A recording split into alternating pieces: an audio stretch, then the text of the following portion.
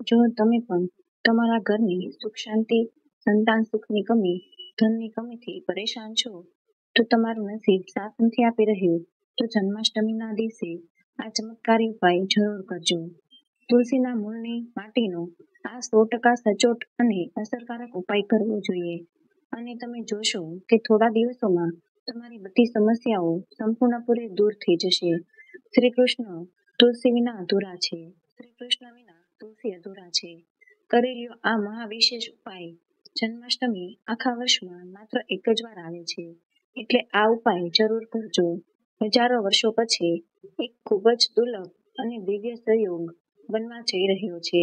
કારણ કે આ દિવસે જન્માષ્ટમીના પવિત્ર તહેવારની સાથે સાથે રાજયોગ, અમૃત સિદ્ધિ યોગ તેમજ ધનલક્ષ્મી જેવા અનેક યોગો રચાઈ રહ્યા છે. અને આ દિવસે ભગવાન શ્રી કૃષ્ણ સૌથી વધુ પ્રસન્ન થવાના છે. એટલા માટે જો તમે પણ આ દિવસે ભગવાન શ્રી કૃષ્ણને સાચા મનથી પ્રાર્થના કરશો, તો તમારી મનોકામના ચોક્કસપણે પૂર્ણ થશે. આ જન્માષ્ટમી પર ભગવાન શ્રી કૃષ્ણને પ્રસન્ન કરવા માટે તમારે તુલસીની માટી સંબંધિત આ ઉપાય અવશ્ય કરો, જે તમારું નસીબ બદલી નાખશે. સાથે જ આ ઉપાયથી તમારા બધા દુઃખનો નાશ થશે. તો વિડીયો તમે છેલ્લે સુધી જોતા રહેજો.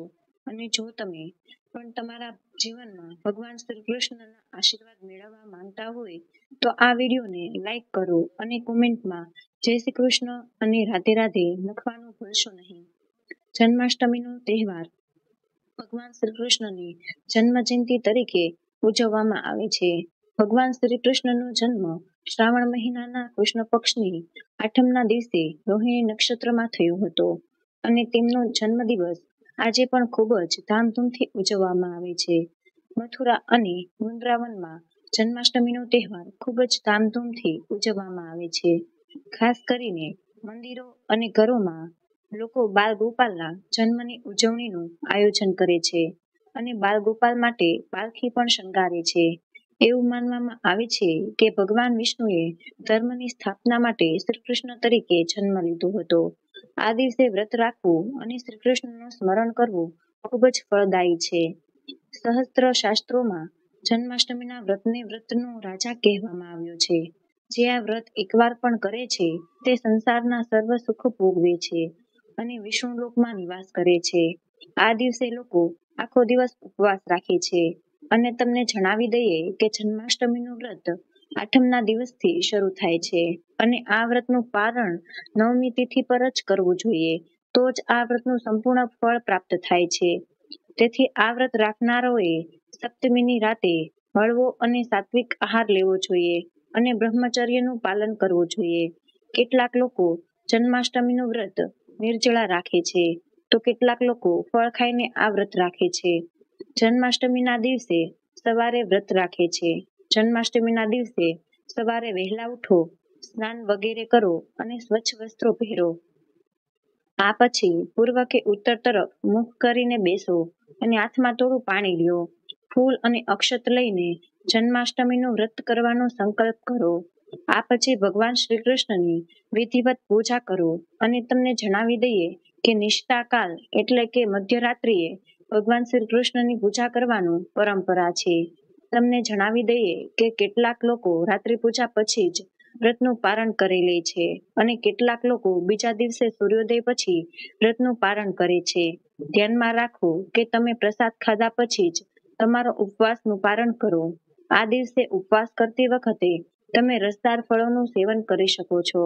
જે લોકો આ વ્રત શરૂ કરવા માંગે છે, તેમના માટે ભગવાન શ્રી કૃષ્ણના આશીર્વાદ મેળવવાની આ શ્રેષ્ઠ તક છે. આવી સ્થિતિમાં તે આ વખતે ઉપવાસ પણ શરૂ કરી શકે છે. તો ચાલો હવે જાણીએ તુલસીના મૂળની માટીના ચમત્કારી ઉપાય. તુલસી માત્ર એક છોડ નથી, પરંતુ તુલસી એક એવી દવા પણ છે. સનાતન ધર્મમાં તુલસી ગાય અને પવિત્ર નદીને માતાનો દરજ્જો આપવામાં આવ્યો છે. જેમ ગંગાને માતા કહેવામાં આવે છે, ગાયને માતા ગાય કહે છે, તેવી જ રીતે તુલસીને માતા તુલસી કહેવામાં આવે છે. તુલસીના દરેક પાનમાં ભગવાન શ્રી કૃષ્ણનો વાસ હોવાનું માનવામાં આવે છે. જે ઘરમાં તે રહે છે, ત્યાં આધ્યાત્મિક પ્રગતિની સાથે સુખ શાંતિ અને આર્થિક સમૃદ્ધિ આપોઆપ આવે છે. દરરોજ સવારે તુલસીના દર્શન કરવાથી તમે જોશો કે તમારો આખો દિવસ સારો જશે. સવાર સાંજ તુલસીની પૂજા કરવાથી દરેક પાપનો નાશ થાય છે. એવું માનવામાં આવે છે કે તુલસીના છોડની માટીમાં તમામ તીર્થ સ્થાનો વાસ છે. તુલસીના મૂળમાં માતા લક્ષ્મીનો વાસ માનવામાં આવે છે. તેના દરેક ભાગમાં ભગવાન શ્રી કૃષ્ણનો વાસ માનવામાં આવે છે. મંજરીમાં બજરંગ બલીનો એક ભાગ માનવામાં આવે છે.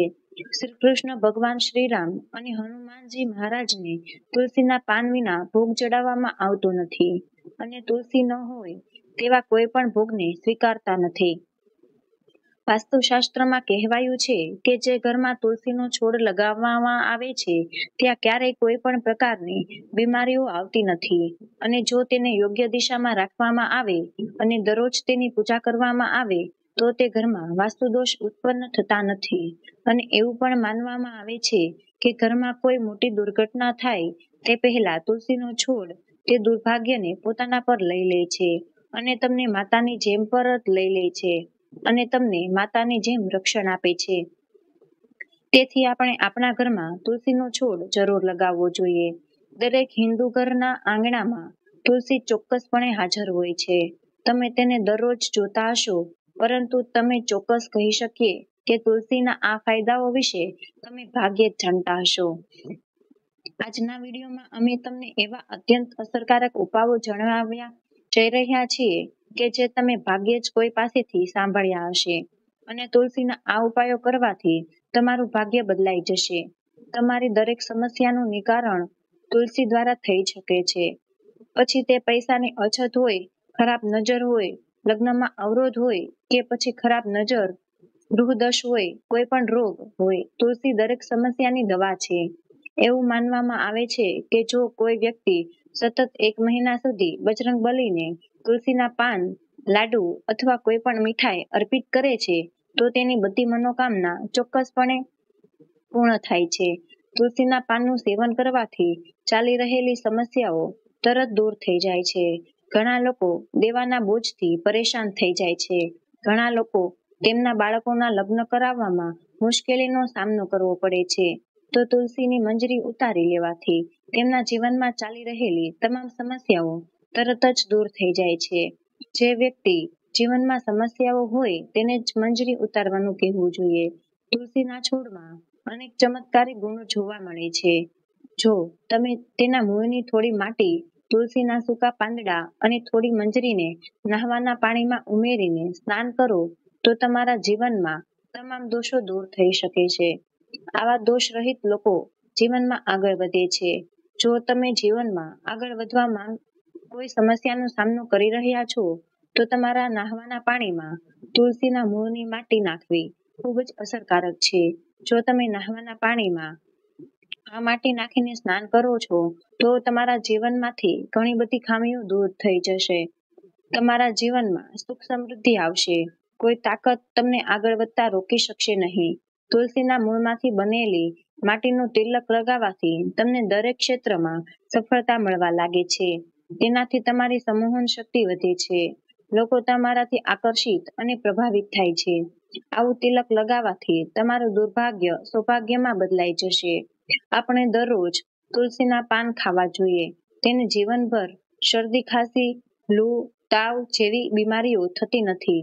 જે લોકોને શરદી, તાવ આવે છે, હવામાન બદલાની સાથે જ તેમનું સ્વાસ્થ્ય બગડવા લાગે છે, આવા લોકોને બીજી કોઈ સારવાર લેવાની જરૂર નથી. જો તમે તમારી રોગપ્રતિકારક શક્તિ વધારવા માંગો છો તો દરરોજ તુલસીના પાન ખાવાનું શરૂ કરો. ધ્યાન રાખો કે રવિવારે તુલસીના પાન ક્યારેય તોડવામાં આવતા નથી. તેથી એક દિવસ પહેલા શનિવારે 2 પાન તોડી લો, જેથી તમારે રવિવારે પાન ન તોડવા પડે. આવી જ રીતે અમાસ, પૂનમ અને એકાદશી પર તુલસીના પાન તોડવામાં આવતા નથી. અને જે વ્યક્તિ સ્નાન કર્યા વિના તુલસીની પૂજા કરે છે તે ગુનેગાર છે. તેના દ્વારા કરવામાં આવેલી પૂજા વ્યર્થ બની જાય છે. આવો તમને આનો વધુ એક ચમત્કારી ફાયદો જણાવીએ. જો તમે 6 મહિના સુધી તુલસીના પાન નિર્ધારિત સંખ્યામાં રાખો છો, ખાઓ છો, નિશ્ચિત સંખ્યા એટલે કે જો તમે 4ની સંખ્યામાં ખાતા હો તો તમારે દરરોજ ફક્ત 4 પાન ખાવાના છે. અને જો તમે 5ની સંખ્યામાં ખાતા હોય તો તમારે દરરોજ માત્ર 5ની સંખ્યામાં જ ખાવાના છે. અને દિવસમાં એકવાર સવારે સ્નાન કર્યા પછી, ભગવાનની પૂજા કર્યા પછી અને આ સમગ્ર સમયગાળા દરમિયાન તમારે બ્રહ્મચર્યનું પાલન કરવું પડશે. તમને પ્રતિષ્ઠા, કીર્તિ અને લઘિમા સહિત 8 પ્રકારની સિદ્ધિઓ પ્રાપ્ત થશે. આપણે પૌરાણિક કથાઓમાં સાંભળ્યું છે કે હનુમાનજી મહારાજ હવામાં ઉડીને ગમે ત્યાં જઈ શકતા હતા. તેમણે પોતાના હાથમાં દ્રોણાગિરી પર્વત ઉપાડ્યો. આ બધું તેની પાસે રહેલી 8 સિદ્ધિઓના કારણે જ શક્ય બન્યું. આ સિદ્ધિઓના સહારે કોઈ પણ અશક્ય કાર્યને શક્ય બનાવી શકાય છે. દુનિયામાં એવા ઘણા આત્માઓ છે જેમની પાસે અનેક પ્રકારની સિદ્ધિઓ છે. તેથી જો તમે નિર્ધારિત સંખ્યામાં 6 મહિના સુધી તુલસીની પાન ખાશો તો તમને આ 8 સિદ્ધિઓ પ્રાપ્ત થશે, જેના દ્વારા વ્યક્તિ અશક્ય કાર્યોને શક્ય બનાવી શકે છે. જરા કલ્પના કરો કે આવા વિશિષ્ટ પ્રયોગ દ્વારા તમે તમારું જીવન કેવી રીતે બદલી શકો છો. અમે આ એટલા માટે કહી રહ્યા છીએ જેથી તમારું જીવન ખૂબ જ સુખી બને. તો તુલસીના પાન ખાવાનું શરૂ કરો. આ શરીરને તુલસીના પાન ખાવાનું શરૂ કરો. આ શરીરને રોગોથી મુક્ત રાખે છે. જે લોકો રોગથી મુક્ત રહેવા માંગે છે તેઓએ દરરોજ તુલસીના પાનનું નિયમિત સેવન કરવું જોઈએ. ચાલો હવે જાણીએ એ તુલસીના કેટલાક વિશેષ ફાયદાઓ છે જે લોકો અવરોધ, નકારાત્મક શક્તિઓ વગેરેથી પ્રભાવિત છે. જો તમે ઈચ્છો છો કે નકારાત્મક શક્તિઓ તમારા ઘરથી દૂર થઈ જાય તો તમારે તુલસીના છોડનું સૂકું ઔષધ લેવું પડશે. તમારે તેને ચાંદીના તાવીજમાં મૂકવું પડશે. તેને લાલ દોરામાં નાખીને અને તેને તમારા ગળામાં પહેરવું પડશે. જો તમે ખરાબ નસીબથી ઘેરાયેલા છો, ભાગ્ય તમારો સાથ નથી આપી રહ્યો, ઘોર સંકટ આવતા રહે છે, તમારા પોતાના લોકો પણ અજાણ્યા બની જાય છે, જો તમે સમજી શકતા નથી કે શું કરવું, તો તુલસીના પાંદડાની માળા બનાવીને બજરંગબલી અને ભગવાન શ્રીરામની મૂર્તિ અથવા ફોટાને સતત 21 દિવસ સુધી ચડાવો. ગમે તેવી મોટી સમસ્યાઓ પણ દૂર થઈ જશે અને 1 અઠવાડિયામાં પરિણામ મળવાનું શરૂ થશે અને 1 મહિનાની અંદર તમે સંપૂર્ણપણે સમસ્યા મુક્ત થઈ જશો. તમારે આમાંથી કોઈ પણ ઉપાય અપનાવવો જોઈએ. આ એકદમ અસરકારક ઉપાય છે.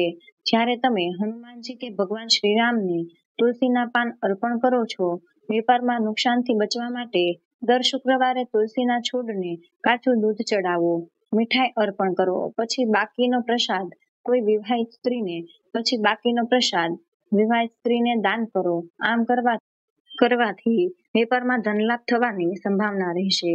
તમારા ઘરમાં વાવેલો તુલસીનો છોડ તમે કઈ દિશામાં રાખ્યો છે તે તપાસો. જો તમે તુલસીના છોડને ઉત્તર દિશા તરફ રાખો તો તેનાથી ધન પ્રાપ્ત થાય છે. આનાથી તમારા ઘરમાં પૈસાનો પ્રવાહ ચાલુ રહેશે. જો તમે તેની સારી રીતે કાળજી લેશો, તુલસીના છોડની નિયમિત પૂજા કરો. જો તમે તુલસીના છોડને પશ્ચિમ દિશામાં રાખશો તો ઘરમાં સુખ, શાંતિ અને સમૃદ્ધિ રહેશે. જો પૂર્વ દિશામાં રાખવામાં આવે તો સ્વસ્થ શરીર પ્રાપ્ત થાય છે. પરંતુ જો તમે તુલસીનો છોડ દક્ષિણ દિશામાં રાખો છો તો તે આખા ઘરને બરબાદ કરી દે છે. તમે જોયું હશે કે કેટલાય લોકોના ઘરમાં તુલસીનો છોડ હોય છે, પરંતુ આવા લોકો ગરીબ રહે છે. ગરીબીનું એક કારણ એ પણ હોઈ શકે છે કે તુલસીનો છોડ દક્ષિણ દિશામાં રાખવામાં નહીં. તમારે એ વાતનું પણ ધ્યાન રાખવું પડશે કે તુલસીના છોડને પૂરતો સૂર્યપ્રકાશ મળે. જ્યાં પણ તુલસીનો છોડ રાખવામાં આવે તેની આસપાસ હંમેશા સ્વચ્છતા રાખવી જોઈએ. આ સાથે તુલસી સંબંધિત કેટલાક ચમત્કારી ઉપાયો પણ છે જે તમારે તમારી અનુકૂળ મુજબ અસહ્ય કરવા જોઈએ. જ્યારે તુલસીના પાન સુકાઈ જાય છે ત્યારે તમે તેનો ઉપયોગ તમારા નહાવાના પાણીમાં કરી શકો છો. નહાવાના પાણીમાં તુલસીનો છોડ ઉમેરવાથી શરીરમાં નકારાત્મક ઉર્જા રહેતી નથી. ઉપરાંત જો તમે ભગવાન કૃષ્ણના બાળ સ્વરૂપની પૂજા કરો છો તો તમે તેમાં સૂકા તુલસીના પાનનો ઉપયોગ કરી શકો છો. દેવી લક્ષ્મીની કૃપા મેળવવા માટે સૂકા તુલસીના પાનને લાલ રંગના કપડામાં બાંધીને જ્યાં તમે પૈસા રાખો છો ત્યાં રાખો. આમ કરવાથી દેવી લક્ષ્મીની કૃપા જળવાઈ રહે છે અને વ્યક્તિને આર્થિક સમસ્યાઓનો સામનો કરવો પડતો નથી. વ્યક્તિની આર્થિક પ્રગતિ થાય છે. જો આવી અનેક ટિપ્સ, તહેવાર અને વાસ્તુશાસ્ત્રની અને વાસ્તુ દોષને લગતી ટિપ્સ જાણવા માટે અમારી ચેનલને લાઈક કરો, શેર કરો અને સબસ્ક્રાઇબ કરો. તો મળીએ એક આવા જ નવા વિડીયોમાં. ત્યાર સુધી જય શ્રી કૃષ્ણ, રાધે રાધે, ધન્યવાદ, આભાર.